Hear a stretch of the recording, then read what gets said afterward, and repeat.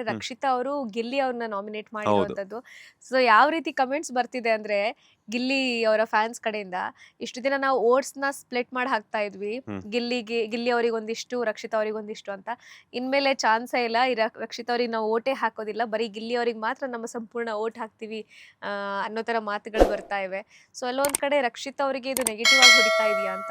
100%. ಯಾಕಂದ್ರೆ ಕನ್ನಡವನ್ನೇ ಇದು ಏನೋ ಹೇಳ್ತಾರೆ ಅವರು ಕಮೆಂಟ್ಸ್ಗಳ ಮೂಲಕ ಗಿಲ್ಲಿ ಫ್ಯಾನ್ಸ್ ಎಲ್ಲ ಏನ್ ಮಾಡ್ತಿದ್ದಾರೆ, ಅದ್ರ ಜೊತೆಗೆ ಒಂದಷ್ಟು ಜನ ಬಿಗ್ ಬಾಸ್ ವೀಕ್ಷಕರು ಏನ್ ಹೇಳ್ತಾ ಇದಾರೆ ಅಂದ್ರೆ ಕನ್ನಡಕ್ಕನ್ನೇ ಏನೋ ಹತ್ರ ತಗೊಳ್ದೇ ಇರುವಂತವ್ರು ಗಿಲ್ಲಿನ ಹತ್ರ ತಗೊಳ್ತಾರಾ ರಕ್ಷಿತಾ ಅವರು ಅನ್ನುವಂಥದ್ದು ಕಮೆಂಟ್ಸ್ ಮೂಲಕ ವ್ಯಕ್ತಪಡಿಸ್ತಾ ಇರುವಂತದ್ದು. ಅಂತಂದ್ರೆ ತುಳು ಅದು ಬೇರೆ ಲ್ಯಾಂಗ್ವೇಜ್ ಇರ್ಬೋದು, ಅಂದ್ರೆ ನಮ್ಮ ಹೌದು, ಕರ್ನಾಟಕದಲ್ಲೇ ಇನ್ನೊಂದು ಲ್ಯಾಂಗ್ವೇಜ್. ರಕ್ಷಿತಾ ಅವ್ರದ್ದು ಒಂದು ವಿಡಿಯೋ ವೈರಲ್ ಹ್ಮ್. ಆಗಿತ್ತು. ಆಟೋ ಡ್ರೈವರ್ ಹತ್ರ ಹ್ಮ್. ನಿಮ್ಗೆ ತುಳು ಬರಲ್ವಾ, ನೀವು ತುಳುಲ್ ಮಾತಾಡಿ ಹಾ. ಅಂತ ಹೇಳೋದು. ಅದ್ರ ನಂತರ ಅವರ ವಿರುದ್ಧವಾಗಿ ಸಾಕಷ್ಟು ಜನ ಮಾತಾಡಿದ್ರು. ನಿಮ್ಗೆ ಪಾರ್ಟಿಸಿಪೇಟ್ ಮಾಡೋದಕ್ಕೆ ಕನ್ನಡ ಬಿಗ್ ಬಾಸ್ ಬೇಕು, ಹ್ಮ್. ಮತ್ತೆ ಇಲ್ಲಿ ಮಾತ್ರ ತುಳುಲ್ ಮಾತಾಡಿ ಅಂತ ಅವ್ರಿಗೆ ನೀವು ಪ್ರವೋಕ್ ಮಾಡ್ತೀರಾ, ಯಾಕೆ ಆ ಥರ ಅನ್ನೋ ರೀತಿಯೆಲ್ಲ ಬ್ಯಾಕ್ಲಾಗ್ಸ್ ಕ್ರಿಯೇಟ್ ಆಗಿತ್ತು. ಸೊ ಯಾವಾಗೋ ಮಾಡಿರುವಂಥ ವಿಡಿಯೋಗಳು ಯಾವಾಗ್ಲೋ ಸೋಷಿಯಲ್ ಮೀಡಿಯಾದಲ್ಲಿ ವೈರಲ್ ಆಗುತ್ತೆ, ಅದಾದ ನಂತರ ಯಾವಾಗ್ಲೋ ಹೌದು, ಮತ್ತೆ ಬಿಗ್ ಬಾಸ್ ಅಲ್ಲಿ ಚರ್ಚೆಗೆ ಬರುವಂಥದ್ದು ಅಂತಂದ್ರೆ ಇದೇನೆ. ಸೊ ಹಾಗಾಗಿ ಏನಂತಂದ್ರೆ ಏನ್ ಪ್ರಾಪರ್ ರೀಸನ್ ಕೊಡ್ತಾರೆ, ಬಿಕಾಸ್ ಯಾಕಂತಂದ್ರೆ ಈಗ ನೋಡಿರುವಂತಹ ಪ್ರೋಮೋದಲ್ಲಿ ಗಿಲ್ಲಿ ಅವರ ಹೆಸರನ್ನ ತಗೊಳ್ತೀನಿ ಅಂತ ಅಷ್ಟೇ ಹೇಳಿರುವಂಥದ್ದು ರಕ್ಷಿತಾ ಅವರು. ಹೌದು, ಆದ್ರೆ ಅದಕ್ಕೆ ರೀಸನ್ ಏನು, ಯಾವ ರೀತಿ ಇರುತ್ತೆ, ರೀಸನ್ ಏನು ಕೊಡ್ತಾರೆ, ಅಥವಾ ಇಲ್ಲ ಅಂತಂದ್ರೆ ಇವ್ರೇನಾದ್ರೂ ಇಂಡಿಪೆಂಡೆಂಟ್ ಆಗಿ ಆಡ್ಬೇಕು ಅನ್ನುವಂತಹ ಡಿಸಿಷನ್ ಏನೋ ತಗೊಂಡಿದಾರ ರಕ್ಷಿತಾ ಅವ್ರ ಇನ್ಮೇಲೆ. ಬಿಕಾಸ್ ಯಾಕಂತಂದ್ರೆ ಗಿಲ್ಲಿ, ರಕ್ಷಿತಾ ಮತ್ತೆ ಕಾವ್ಯ ಅವರ ಕಾಂಬಿನೇಷನ್ ಅಂತೂ ಸಖತ್ ಮನೋರಂಜನೆಯನ್ನ ಕೊಡ್ತಿತ್ತು.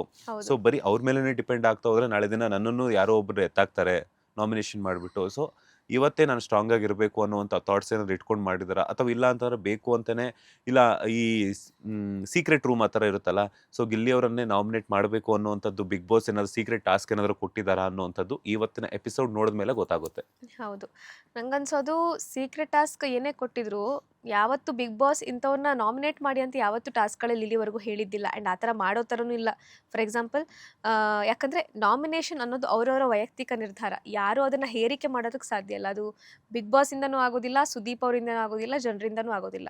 ಸೊ ಅದು ಅವರವರ ವೈಯಕ್ತಿಕ ನಿರ್ಧಾರ. ಆ್ಯಂಡ್ ನನಗನ್ಸೋದು ರಕ್ಷಿತಾ ಡೇ ಒನ್ನಿಂದ ಇಂಡಿಪೆಂಡೆಂಟ್ ಆಗಿ ಆಡ್ತಾ ಇದ್ದಾರೆ ಅವರು. ಯಾಕಂದರೆ ಅಶ್ವಿನಿ ಅವ್ರ ಮುಂದೆನೇ ನಿಂತು ಮಾತಾಡೋರು ಅವರು. ಆ ಥರ ಅವರು ವೀಕ್ ಅಂತ ಆಗಿದ್ದಿದ್ರೆ ಯಾರನ್ನಾದ್ರು ಸಪೋರ್ಟಿಗೆ ಕರ್ಕೋತಿದ್ರು ಅಥವಾ ಅಳ್ತಾ ಕೂರ್ತಿದ್ರು. ಆ ಥರ ಯಾವತ್ತೂ ಮಾಡಿಲ್ಲ. ಸೊ ಗಿಲ್ಲಿ ಮತ್ತು ಕಾವ್ಯ ಅವ್ರ ಜೊತೆ ಒಂದು ಒಳ್ಳೆ ಬಾಂಡಿಂಗ್ ಇರಬಹುದೇ ಹೊರತು ಅವ್ರು ಆ ಥರ ಥಿಂಕ್ ಮಾಡಿರ್ಲಿಕ್ಕಿಲ್ಲ ನಾನು ಇಂಡಿಪೆಂಡೆಂಟಾಗಿ ಆಡಬೇಕು ಅನ್ನುವಂಥದ್ದು.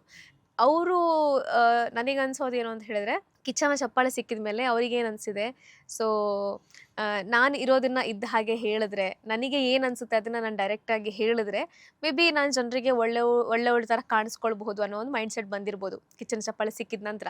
ಸೊ ಮೇ ಬಿ ಇಲ್ಲಿವರೆಗೂ ಗಿಲ್ಲಿ ಬಗ್ಗೆ ಅವರಿಗೆ ಅಸಮಾಧಾನ ಇದ್ದಿರಬಹುದು, ಅದನ್ನು ಹೇಳಿರ್ಲಿಕ್ಕಿಲ್ಲ. ಬಟ್ ಈಗ ಕಮೆಂಟ್ಸ್ ಈಗ ಚಪ್ಪಾಳೆ ಸಿಕ್ಕಿದ ಮೇಲೆ ಅವ್ರಿಗೆ ಏನು ಅನಿಸ್ತಿದ್ರೆ, ಮೇ ಬಿ ನಾನು ಈ ರೀತಿ ಜನಕ್ಕೆ ಹತ್ರ ಆಗಬಹುದು, ಇನ್ನಷ್ಟು ಹತ್ರ ಆಗ್ಬೋದು.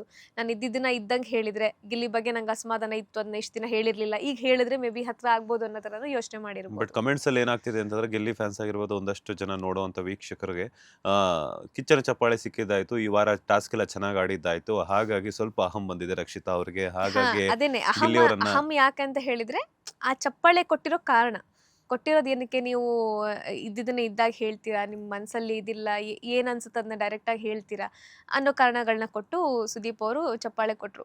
ಅದನ್ನೇ ಮೇ ಬಿ ಅವರು ಅಡ್ವಾಂಟೇಜ್ ಆಗಿ ತೊಗೊಂಡು ಮೇ ಬಿ ಇದರಿಂದ ನಾನು ಜನಕ್ಕೆ ಇನ್ನಷ್ಟು ಹತ್ರ ಆಗಬಹುದೇನೋ ಅಂತ ಅನ್ಕೊಂಡಿರ್ಬೋದು. ಬಟ್ ಬಟ್ ಅವ್ರಿಗೆ ಗೊತ್ತಿಲ್ಲ ಹೊರಗಡೆ ಗಿಲ್ಲಿ ಅವ್ರಿಗೆ ಇರುವಂತಹ ಫ್ಯಾನ್ ಬೇಸ್ ಬಟ್ ಎಂತದ್ದು ಯಾರ್ಯಾರ ಅಂತೇಳಿ. ಮೈಂಡ್ ಅಲ್ಲಿ ಏನೇನು ಇರುತ್ತೋ ಹೇಳೋದಕ್ಕೆ ಆಗಲ್ವಲ್ಲ. ಬಿಕಾಸ್ ಹೌದು. ಯಾಕಂತಂದ್ರೆ ಈಗ ನಾವು ಡಿಸ್ಕಸ್ ಮಾಡ್ತೀವಿ, ಬಿಕಾಸ್ ಪ್ರೋಮೋದಲ್ಲಿ ಒಂದಿಷ್ಟು ತುಣುಕನ್ನ ತೋರಿಸಿದ್ದಾರೆ, but end of the day episode ನೋಡಿದ್ಮೇಲೆ ಒಂದಷ್ಟು ಐಡಿಯಾ ಬರುತ್ತೆ ನಮಗೆ. ಅದಾದ ನಂತರ ರಕ್ಷಿತಾ ಅವ್ರು ಗಿಲ್ಲಿನ ಟಾರ್ಗೆಟ್ ಮಾಡಿದ್ದೇನಕ್ಕೆ, ಅವರ ನೇಮನ್ನ ಚೂಸ್ ಮಾಡಿದ್ದೇನಕ್ಕೆ ನಾಮಿನೇಷನ್ ಪ್ರಕ್ರಿಯೆಗೆ, ರೀಸನ್ ಅದ್ರ ಏನಿರ್ಬೋದು. ರೀಸನ್ ಏನ್ ಕೊಡ್ಬೋದು, ಈ ಸೊ ಯಾಕೆ ಆ ರೀಸನ್ ಅನ್ನೇ ತಗೊಂಡ್ರು ಅವರು, ಬೇರೆ ಬೇರೆ ರೀಸನ್ ಮೊದಲು ಸಿಕ್ಕಿಲ್ವಾ ಅನ್ನುವಂಥದ್ದೆಲ್ಲ ರಕ್ಷಿತ್ ಅವ್ರು ಏನೇ ಆಗುತ್ತೆ ಅಂತ. ಮಾತಾಡಿದ್ರು ತೂಕ ಇರುತ್ತೆ ಅಂತ ಒಂದು ಹೇಳಲಾಗ್ತಿತ್ತು. ಬಟ್ ರಘು ಅವ್ರನ್ನ ಅವ್ರು ನಾಮಿನೇಟ್ ಮಾಡಿದಾಗಿಂದ ಸ್ವಲ್ಪ ಅದು ಉಲ್ಟಾ ಹೊಡಿತಿದೆ. ಅದೇ ರಘುನ last without time reason nominate ಮಾಡಿದ್ರು.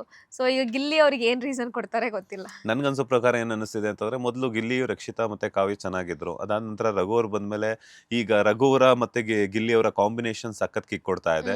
ಸೊ ಹಾಗಾಗಿ ನನಗಿಂತ ಏನಾದ್ರು ಸ್ವಲ್ಪ ಅವ್ರ ಕಡೆ ವಾಲ್ತಿದಾರಾ, ಸೊ ಹಾಗಾಗಿ ಏನಾದ್ರು ಸ್ವಲ್ಪ ನಾವು ಇದ್ ಮಾಡ್ಬೇಕು, ನಾಮಿನೇಷನ್ ಮಾಡಿದ್ರಾದ್ರೂ ಅವ್ರು ನಮ್ ಕಡೆ ಏನಾದ್ರು ಬರ್ತಾರಾ ಅನ್ನೋಂಥ ಥಾಟ್ ಆದ್ರೂ ಇದ್ರೂ ಇರ್ಬೋದೇನೋ ಹೇಳೋದಕ್ಕಾಗಲ್ಲ. ಹೇಳಕ್ಕಾಗಲ್ಲ. ಬಿಕಾಸ್ ಯಾಕಂತಂದ್ರೆ ಈಗ ನಮ್ ಜೊತೆಗೆ ಇದ್ದಂಥವ್ರು ಸಡನ್ ಆಗಿ ಬೇರೆಯವ್ರ ಜೊತೆಗೆ ಸ್ವಲ್ಪ ಕ್ಲೋಸ್ ಆಗ್ತಿದ್ದಾರೆ ಅಂತಂದಾಗ ಅವರಿಬ್ಬರ ಒಂದು ಬಾಂಡಿಂಗ್ ಅಥವಾ ಅವರಿಬ್ಬರು ಮಾಡ್ತಿರುವಂತಹ ಒಂದಷ್ಟು ಒಡನಾಟದ ಒಂದಷ್ಟು ವಿಡಿಯೋಸ್ ಆಗಿರ್ಬೋದು ಅಥವಾ ಕಂಟೆಂಟ್ ಆಗಿರ್ಬೋದು ಜನಕ್ಕೆ ರೀಚ್ ಆಗ್ತಿದೆ ಅಂತಂದಾಗ ಆಟೋಮೆಟಿಕಲಿ ಇವ್ರು ಡಲ್ ಆಗ್ಬಿಡ್ತಾರೆ. ಹೌದು. ಸೊ ಆ ಒಂದು ಕಾರಣದಿಂದಾನು ಅವ್ರು ಹೇಳಕ್ಕಾಗಲ್ಲ, ಬಿಕಾಸ್ ನಾನು ಹೈಲೈಟ್ ಆಗ್ಬೇಕು, because end of the day single army ಅನ್ನುವಂಥದ್ದೇ ಬಿಗ್ ಬಾಸ್ ಶೋ. ಸೊ ಹಾಗಾಗಿ ಅದು ಇರ್ಬೋದು. ಲೇಟೆಸ್ಟ್ ಹಾಗೂ ಇಂಟ್ರೆಸ್ಟಿಂಗ್ ಸುದ್ದಿಗಳಿಗಾಗಿ ಬಾಸ್ ಟಿವಿ ಕನ್ನಡ ಚಾನೆಲ್ನ ಸಬ್ಸ್ಕ್ರೈಬ್ ಮಾಡಿ, ಹಾಗೆಯೇ ಬೆಲ್ ಐಕಾನ್ ಪ್ರೆಸ್ ಮಾಡಿ. ಇದರ ಜೊತೆಗೆ ಫೇಸ್ಬುಕ್, ಇನ್ಸ್ಟಾಗ್ರಾಮ್, ಎಕ್ಸ್ ನಲ್ಲೂ ಮಿಸ್ ಮಾಡದೆ ಫಾಲೋ ಮಾಡಿ.